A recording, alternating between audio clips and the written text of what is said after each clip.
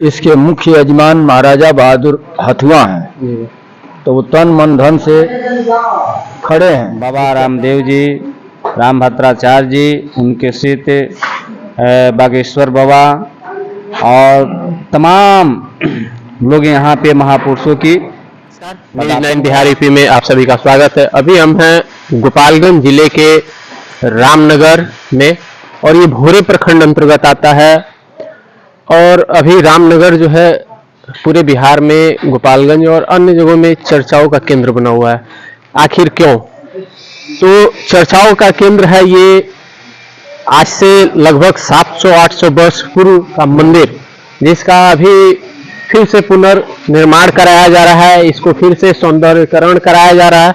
और यहाँ पे चर्चाएं इसलिए हैं कि यहाँ पे देश के गृह मंत्री अमित शाह जी और उत्तर प्रदेश के मुख्यमंत्री योगी आदित्यनाथ, आरएसएस के जो प्रमुख हैं मोहन भागवत, इसी के साथ साथ सबसे बड़ी खबर जो है कि बागेश्वर धाम के जो पीठाधीश्वर हैं, जो आचार्य हैं, आचार्य धीरेन्द्र कृष्ण शास्त्री का यहाँ पे बताया जा रहा है कि आगमन हो रहा है।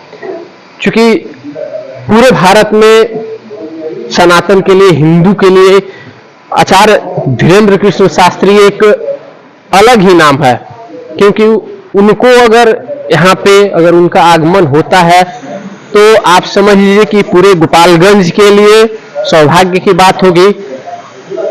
और इससे पूर्व में बिहार के राजधानी पटना के नौबतपुर में आचार्य जी आए हुए थे, जो कि उनके आने से काफी ज्यादा पूरे नौबतपुर में भीड़ थी और काफी लोगों में उत्साह था कि उन्होंने आया था। और आगे हम आपको दिखा रहे हैं यहाँ का जो प्राचीन जो मंदिर है, उसमें जो सबसे अभी ये तो देखिए यहाँ पे ये जो आपको दिख रहा है बाहरी बिल्डिंग, ये इसका पुनर्निर्माण हो रहा है, लेकिन जो पहले से है वो मूल रूप से मंदिर जो है, राम जानकी का मंदिर जो है वो यही है। यहीं से ये जो पुरानी जो इसकी शिला है वो यहीं पे है।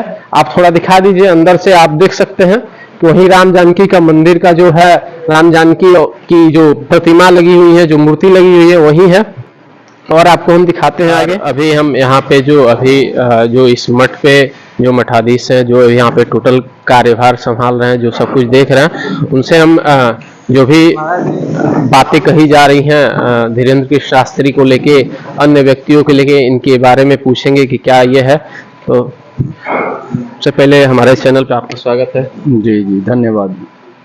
ऐसा सुनने में आ रहा है कि यहाँ पे भारत के गृह मंत्री अमित शाह जी, आरएसएस प्रमुख मोहन भागवत जी, उत्तर प्रदेश के मुख्यमंत्री यहाँ मंदिर पे, चूंकि यहाँ पे जो जग होने वाला है 14 जनवरी से, तो यहाँ पे आ रहे हैं लोग। जी, ये बात सत्य है कि सब गणमान्य यहाँ पधार रहे हैं। तो यज्ञ में श्री अमित शाह जी के आने का भी शुभागमन सुना हूँ मैं, और आरएसएस प्रमुख मोहन भागवत जी भी 1 घंटे के लिए आ रहे हैं। अब किस तारीख को कौन आए गए हमें अभी सुनिश्चित नहीं हूँ मैं। मुझे एक चीज और है कि सबसे बड़ी जो चर्चा यहाँ को लेके, गोपालगंज के इस पावन मंदिर को लेके, मठ को लेके सबसे बड़ी चर्चा है कि यहाँ पे जो बागेश्वर धाम के जो आचार्य जी हैं, आचार्य धीरेन्द्र कृष्ण शास्त्री, वो यहाँ पे आने वाले हैं। इस चीज को लेके पूरे बिहार में चर्चाएं बनी हुई हैं। तो क्या वो यहाँ पे कब आ रहे हैं और आ रहे हैं? ऐसा है, उनके गुरुदेव का परसों फोन आया, जो भारत के माने हुए विद्वानों में से हैं, जिनको रामभद्राचार्य जी, स्वामी श्री रामभद्राचार्य जी, रामानंदाचार्य जी जगत गुरु हैं, और वो धीरेन्द्र शास्त्री उनके शिष्य हैं। तो धीरेन्द्र शास्त्री के भी आने की सूचना है, लेकिन कब आएंगे ये डेट हमको मालूम नहीं है। लेकिन जगत गुरु जी का तो परसों फोन आया, मोहन जी यहाँ आए थे वृंदावन से, तो उन्हीं के फोन पर आया। मैं भी यहाँ था और भी कई संत थे, भक्त लोग थे, तो कहे कि महाराज जी देखिए जगत गुरु जी का फोन आ रहा है हमके। तो बड़े सौभाग्य की बात है कि बिहार की जनता जो है, यहाँ के क्षेत्रीय जनता बिहार की जनता और दूर दूर से सुदूर से जो लोग आएंगे वो राम कथा का आनंद लेंगे और हम लोग ऐसे महापुरुषों का दर्शन करके इसमें काफी बड़े लेवल पे बजट लग रहा हो, तो इसका कहाँ से सब कुछ हो रहा है? देखिए इस तरह और यज्ञ जगदीश का है, जनता जनार्दन है। तो जब जनता आएगी और जब यज्ञ नारायण यहाँ उनका जब अरणि मंथन से भगवान का प्राकट्य होगा अग्निदेव का, तो अपने आप सब हो जाएगा। मुझे तो पूरा भरोसा है भगवान पर। और अतिरुद्र महायज्ञ हो रहा है 14 फरवरी से 24 फरवरी तक, और इसमें 1.25 करोड़ पार्थिवेश्वर शिवलिंग बना करके और उसकी प्राण प्रतिष्ठा करके दक्षिण के और उत्तर भारत के वैदिक ब्राह्मणों के द्वारा उसमें उनका पूजन और अर्चन होगा पार्थिवेश्वर शिवलिंग का। अच्छा, मंदिर कितने पुराने हैं ये? मंदिर लगभग 700 वर्ष पुराना है। हथुआ महाराज बहादुर के पूर्वज जो थे वो हुसेपुर कल्याणपुर में थे। उस समय उनके समय में ही ये मठ बना, उसी समय का ये मठ है, बहुत प्राचीन मठ। अगर भगवान, आप जिस धर्म को मानते हैं, आपके धर्म में जो भी आपके श्रेष्ठ है, अगर उनकी आप पे कृपा नहीं होगी तो वो चीज सफल नहीं होता है। महाराज जी ने सही कहा। यहाँ पे कुछ ग्रामीण भी हैं, तो हम बात करते हैं। यहाँ के जो सरपंच जी हैं, आपका नाम क्या हो? सबसे पहले हमारे इस रामनगर मठ में आप पधारे, आपकी चैनल को और आपको मैं हार्दिक अभिनंदन करता हूँ। आपका स्वागत है जी। मैं इसी ग्राम के रहने वाले हैं और ये पूर्व से 5 साल और इस समय भी हम हमारे जनप्रतिनिधि के सेवा में लगे हैं।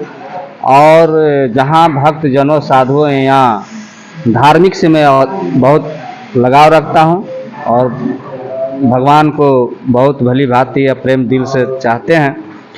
तो मेरा नाम यहाँ लाल बाबू जी हुआ, सरपंच भी हैं। इस यज्ञ में हम आपसे विशेष कुछ नहीं, जहाँ तक हम सुन रहे हैं, जान रहे हैं, जानकारी है।